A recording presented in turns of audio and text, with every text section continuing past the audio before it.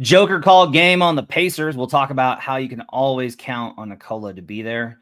Jamal Murray's passing and the evolution of it. We're going to talk about the bench, and I've got a theory that kind of helps explain some of the wild disparities that we've seen this season. Plus, what does the second half for the Nuggets look like from an intensity standpoint? How hard do they need to push for seeding? We'll talk about all that and more on Locked On Nuggets. You are Locked On Nuggets, your daily Denver Nuggets podcast. Part of the Locked On Podcast Network, your team every day. Welcome to Locked On Nuggets, your daily Denver Nuggets podcast, part of the Locked On Network, your team every day. Thanks for joining us and making us part of your day and being an everydayer, joining us Monday through Friday. We appreciate you guys being part of our community. Today's show is brought to you by FanDuel. Make every moment more with FanDuel Sportsbook. Right now, new customers get $150 in bonus bets guaranteed when you place a $5 bet. Visit FanDuel.com/lockedon to get started. My name is Matt Moore. I'm the senior NBA writer for the Action Network. I'm joined, as always, by Adam Mares from most of the time by Adam Mares from DNVR. Catch pre- and post-game shows over there. We will talk about on today's show the game versus the Pacers, how the Nuggets were able to come back from a first-half deficit, then stave off a comeback, and finally how Nikola Jokic is so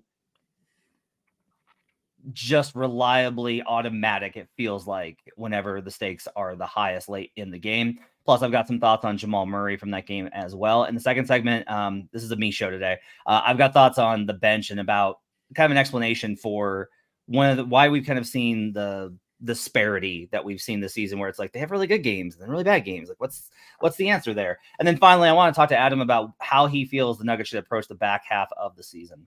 By the way, you can catch us on all platforms, including youtube.com. Adam is in the comments, ripping off our comments in the comment section. Lots of folks hanging out with us here on a Wednesday. Everybody's got great vibes today, man. You see this? Yeah. I mean, why not, man? Beat the Celtics, beat the Wizards. No letdown spot. MVP, that's old news. Look at Malik Moore. Jokic plus 3,100 for clutch player of the year. Interesting. I'll have to look at the numbers on that. That's fair. Thank you, Malik Moore. Good name too. Let's start with the Pacers game from last night. So the Nuggets get the win in Indiana.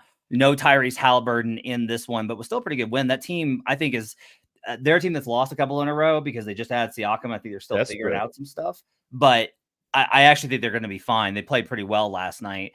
Nikola Jokic goes for 31 points, 13 boards, 10 assists. Is that the new Jokic, 31, 13, 10? Like, that feels like the stat line for him versus like 28, 8, and 8 is like what I think of with LeBron.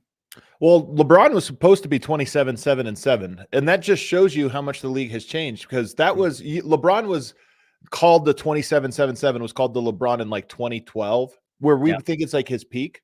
But nowadays, 27, 7, and 7 is like TJ McConnell numbers. So yeah, I don't know. Maybe 30, 10, and 10 really is kind of the new yoke. That might be it. Not to be overshadowed here, because that somebody mentions it in the comment section as well, that Jamal Murray his stat line was phenomenal in this game. 31, 8, and 7. 8 boards for Jamal last night. 8 and 7 plus 17 in his minutes in this one. Quiet night for MPJ, but KCP has in 14. Nuggets are down at half. What did you see in that third quarter in terms of how the Nuggets approached it to be able to come back and get the lead going into the fourth? They played serious and other guys made shots. I mean, honestly, yeah. Look, this was a good win because the Pacers, this iteration of the Pacers was desperate. Even though they were shorthanded, they had excitement around them with Siakam, making his home debut. And then just a desperate team is always tough to beat. But Denver, if they played well, they played focused, they were going to win. And that third quarter, it was so overwhelming how consistently great they played in it. And it's just one of those things that reminds you when other guys make their shots, and that was part of it. KCP made his shots, but also when they just ratchet up the intensity, they're really freaking good. And we've seen that a lot over the last 5 games. For some of it, like Boston, it's been the whole game. But for every other game, it's been little pockets of it. And for most, that's enough to win. Jamal had a really good game overall. That sequence late in the game where Ben Shepherd got the steal. So there's like a loose ball and Reggie comes down with it and they're going to reset and it gets to Murray and Murray tries to push to get up court. I was like, okay, they got it. They'll just slow it down and set. and Murray instead tries a push, and Ben Shepherd picks his pocket. Great game for Ben Shepherd, by the way. Yeah. That's why they didn't include him in that Siakam trade. And then he goes and scores, and I was like, what is happening? And then Jamal goes like full court a couple of possessions later and gets the goaltending call, but like I was pretty confident he was going to smoke that layup. I was like, you're going 1-on-3 here. And he's a tough shot maker, but I was like, that is a bold decision. And yet, like, when it got really serious, Joker's going to get and we'll talk about Joker in a second for how automatic he is. But I just want to give Jamal credit for how well, I mentioned this the other day with the pass to Aaron Gordon in the Celtics game. Jamal is becoming one of my favorite passers whenever he's blitzed. His ability to read the floor, navigate backward while dribbling, and then be able to execute the jump pass over, which is what set up. That's why Joker was so wide open. And like you tell Siakam was like, and I'm done. Like he realized Joker was open and they were screwed there. But I thought it was a really good read. And I think Jamal's execution against that specific coverage, he's good versus all types of pick and roll coverage. But that in particular is a coverage that a lot of guards in the league have trouble with. And Jamal's been executing it really well lately. He's just good at that. It's one of his skills, and it's one of the reasons him and Jokic are so good in the pick and roll together is he can draw out that trap and give Jokic 4-on-3 opportunities. That one, of course, was just a calm, cool, collected 3 from Jokic. Like he catches it, looks at the clock, and says, "Okay, I got it." But just to put a bow on your point, here's the thing with Jamal. This 6-game stretch now, to me, the most defining part of it, one, I guess, would probably be the Nuggets' intensity because it is up from what it was in the previous 5 games collectively. And then 2, it's the rise of the 2-man game. They've obviously had the Murray Jokic 2-man game all year, but this is the last 5-6 games is where you've kind of seen it over and over again in important moments. And you've really seen how dynamic it can be against some of your top teams.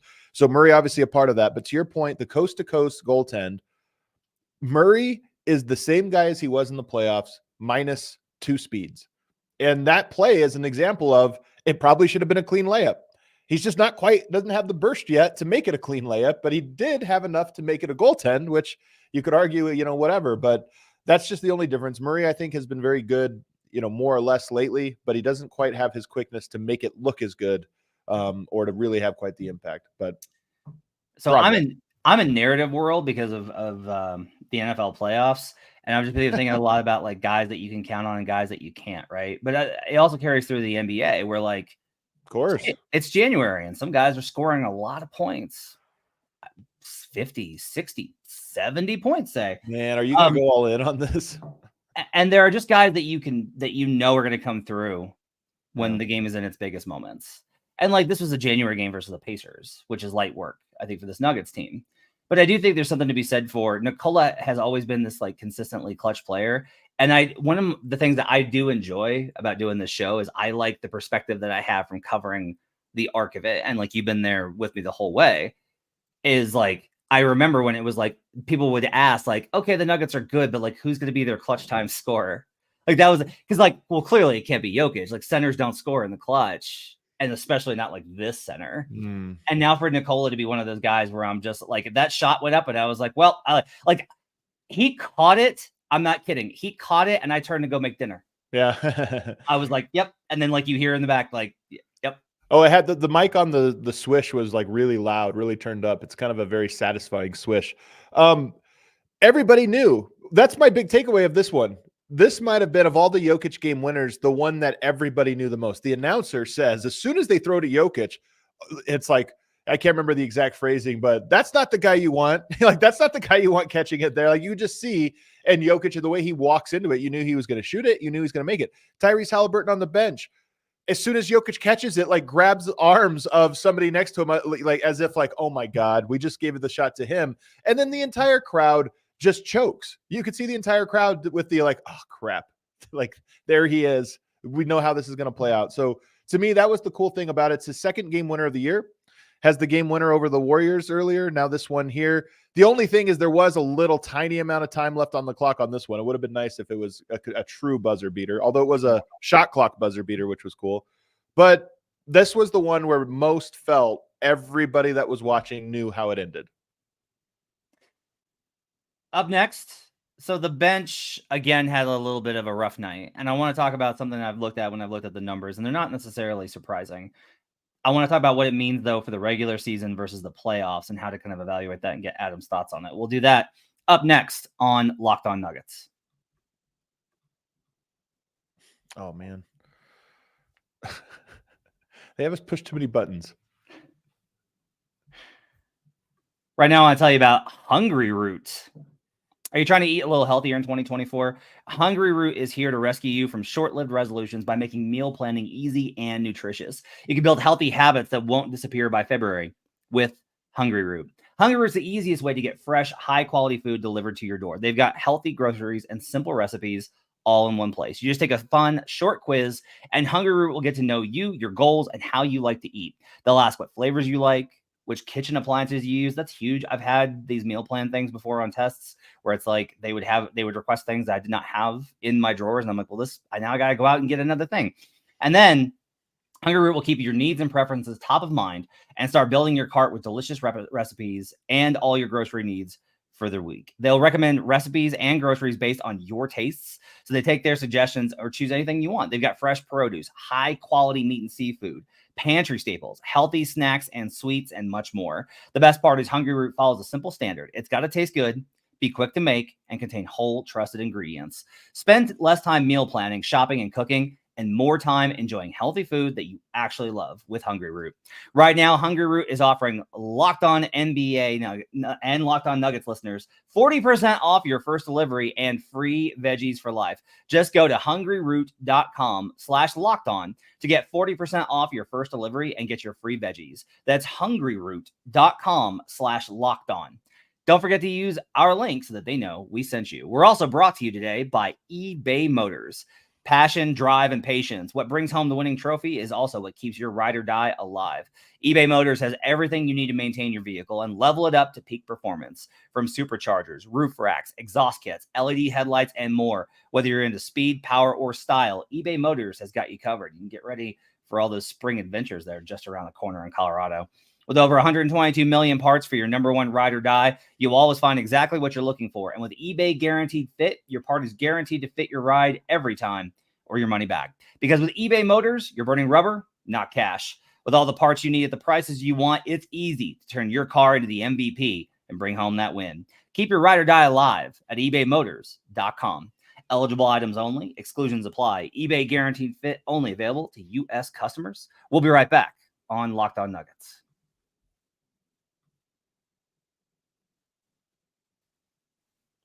Second segment here on a Wednesday, World's Finest. Appreciate you guys being with us.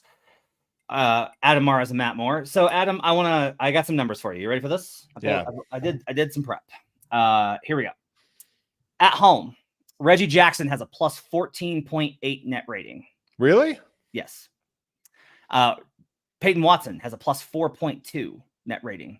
Christian Brown and DeAndre Jordan are even, which that's honestly indicative of where Christian's at a plus 0.9. They've won the DeAndre Jordan minutes at home over the margin of the season. Away, DeAndre Jordan is a minus 13.5. Christian Brown is a minus 7.5. Peyton Watson's a minus 4.8. And Reggie Jackson is even worse at a minus 6.8. To me, this is like, this is basically what it boils down to. Now, the adage is that the role players play better at home than they do on the road. And that's true in the regular season as well as the playoffs. I do think that for whatever reason, this Nuggets bench is a unit that, because of its athleticism, its youth on the overall, and how they play with a very physical style, I think they are better suited at home than on the road. That's going to be true for most teams, because you can look at it and be like, well, they've got shooters, right? Like if a team was just like they had a bunch of shooters, they're going to make more shots at home than on the road. That's pretty consistent. But to me, like, this is an explanation kind of why it feels like some people feel very strongly that like the bench has been really rough this season and it's still really bad. And then some people feel like, well, actually the bench has been okay this season. And like the deciding factor here, it really is, it's not been fine on the overall. It's been really good at home and it's been very poor on the road. And then again, this isn't surprising, shocking information, but I do think it helps us to kind of understand the spots for the rest of the season with the Nuggets and what they're going to look like. It's an explanation for why, for Denver, with the exception of really like the OKC games and maybe the Houston games, It's like, that's why they're such a wagon at home, is they're winning the Jokic minutes, and then they're winning the non-Jokic minutes. And on the road, it's more that what we've gotten used to over the past couple of years, where it's like, you're going to win the Jokic minutes, you're going to lose the Jokic minutes, you hope to lose them by less than you won by, and then Jokic hopefully comes back and is able to carry the rest of the way. But like, that's kind of my read on this. My question for you though is like, we saw the Nuggets bench have really good moments on the road. They had some bad ones too. Like, there were series where they struggled. But what's kind of your feeling for how much to take this regular season information about how the bench performs home versus away and carry it forward to a playoff perspective? I honestly don't put much stock in those numbers, even though I know that they're real. To me, it doesn't seem like there is a noticeable difference. And I would imagine that a lot of those numbers have to do with Reggie shooting or Jamal shooting on the road more so than it does to do with like Peyton scoring and Christian scoring on the road, because we just see consistently that those guys, are not really getting great touch. They have a good game every now and then, right? Like Christian Brown will have 12 points every now and then. It feels like a really big game, but for the most part, it's 0, 2, or 4. And it's not really wavering from there.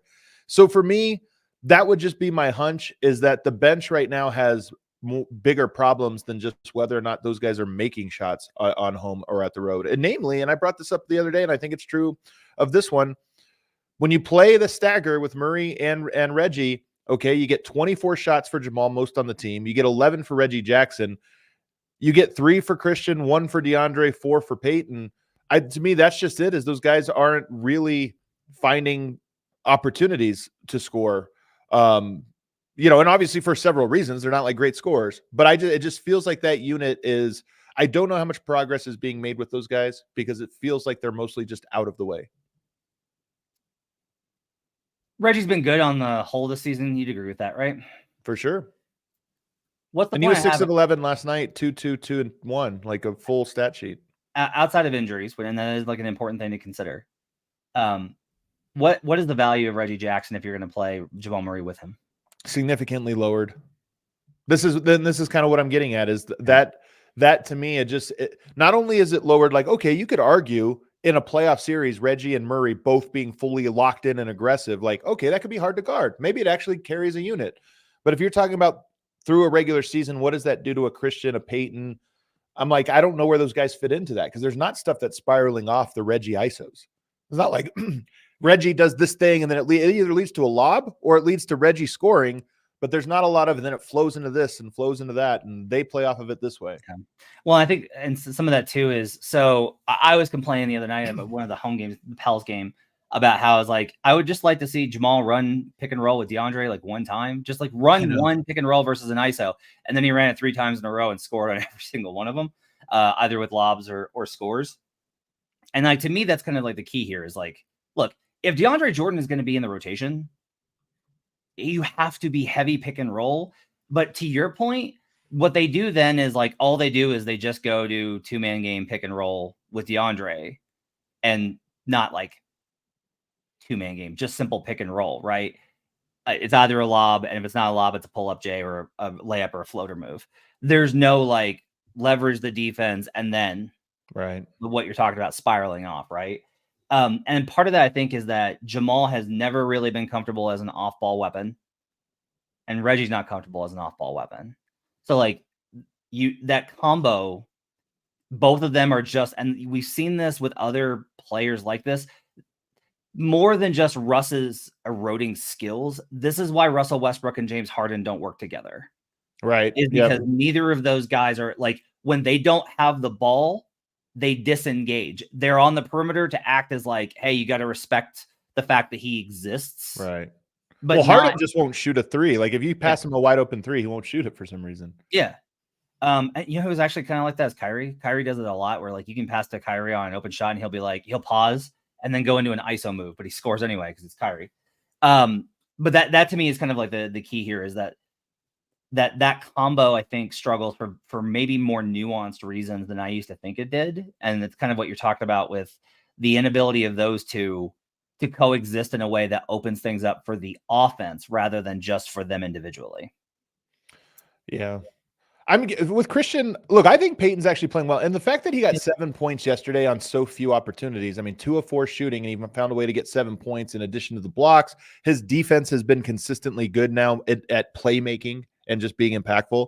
Christian, to me, just like in that lineup, if Malone's going to ride with this, and why would you change and alter what you're doing for Christian Brown, right? Like he's not a caliber of player that if he's like, hey man, I'm not comfortable in the offense right now, it's like, hey, find a way to get comfortable, buddy, because we're not tailoring things for you.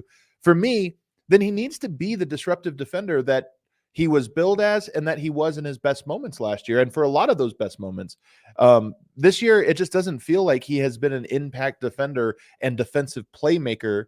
And to me, if there's one way for him to shake out of this sophomore slump, it would just be like, you know what?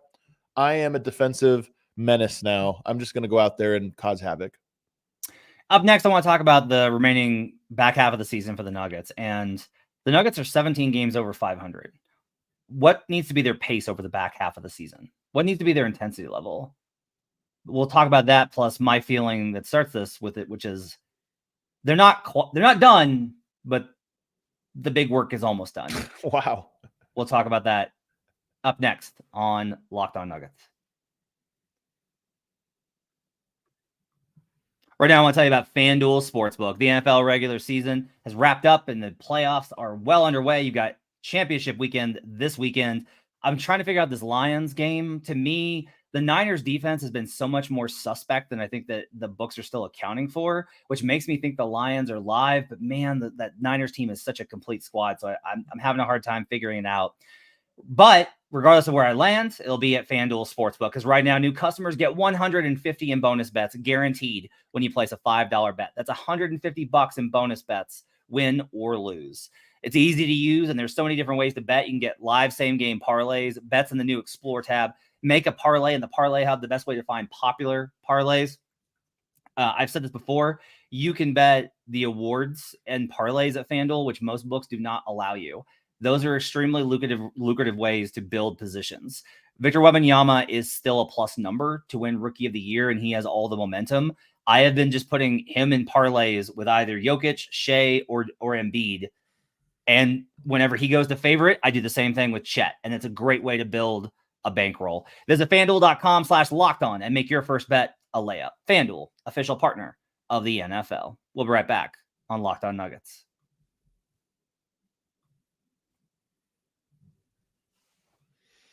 Back here on Locked On Nuggets. Thanks for joining us, making us part of your day. Appreciate you guys being with us on a Wednesday. Adam, so we're at, how many games have they played now? I can never keep track of the numbers. It's 45. 45, yep. So they're well over they're over the halfway mark here. They're 17 games over 500. Now they're in a little bit of a battle because there's 4 teams with less than 15 losses. The Clippers are right there tied with them in the loss column. You know, I'm always going to lean towards the loss column as the decider. Pels are 4 games back. Suns are 4 games back. Suns are resurgent right now. But I do think it's the odds of Denver being a top 4 seed are extremely high. Based off of the fact that, to me, it is more likely that Minnesota, OKC, or both slide. Minnesota has one of the hardest remaining schedules because they had the easiest schedule up front. What do you make of their collapse the other day? I mean, I feel like that was a major... I feel like that's a big deal. Okay. I have to be careful here. I would say that there are certain elements within the team who are not as conducive to serious winning, and that will continue to be a problem for them and cause internal tension. Why do you feel like you have to be careful with that? Because I just do. I'll tell you later. And so I just think that, look, I think it's worrisome, right? Like, I think Finch was right. Like, if you play like that, that's what you get. That was such a mature game. He was right. That was, to me, it was a huge deal. I mean, the 2 games in a row. So for me, I'm with you on Minnesota. I think Minnesota is going to be the 4 seed, and not just a hot take recency bias or whatever. It's hard to be the 1 seed. You hit adversity at some point. They're hitting it in a big way that probably reveals a weakness in the team that I don't think is just like a team meeting away from rooting it out. all right, since you gave me the eye roll, and I think I was like, it's probably right. Okay. I don't think it's like, you probably would agree with this. Much like with the Buck situation, when Adrian Griffin gets fired, everybody's like, what? But they're 31-14. What are you doing? Same as if the Minnesota Timberwolves are the number one team in the West and they traded Karl Anthony Towns, most people would be like, what? Yeah. But I would be like, oh, okay, they finally decided to do it. Right. And look, I'm a cat defender and I will continue to be a cat defender. I think I continue to believe that, like, for him, it's that he can't understand the right approach. It's not that he doesn't want the right things. He just I think you're right about that. Yeah, it's kind of tragic almost. Yeah, there's a little bit of that to it. But that does, I think, impact some of these things because they could trade him and not be as good, and that's going to be a big factor for them, right? Like, you do know that this does work on most nights. Well, just say forget any of that. How many teams trade a core piece at the trade deadline and win a championship? It's almost always a year away. Like, okay, then you do this. And they're a team that right now is looking at around, or for most of the year, saying we're the 1 seed, we can hang with anybody, we can do all this. And so you make that trade and it's just completely disruptive. By the way, they're also not a young team. They're a mix. So it's a weird dynamic, but I'm with you. To me, that was a game that made me look at the Timberwolves and did I cross them off in my head?